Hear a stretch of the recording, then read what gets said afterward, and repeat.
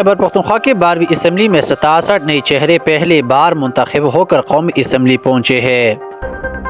114 اراکین پر مشتمل خیبر پختونخوا اسمبلی میں 47 پرانے پارلیمنٹیرین بھی دوبارہ پہنچ چکے ہیں، جبکہ 67 نئے چہروں کی انٹری ہوئی ہے، جس میں سنی اتحاد کونسل کی اکثریت ہے۔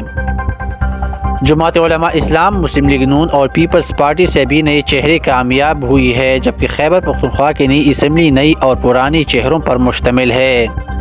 145 اراکین کے ایوان کے لیے اب تک 114 کے انتخاب کا اعلامیہ جاری ہوا ہے، جن میں 67 نئے اراکین شامل ہیں۔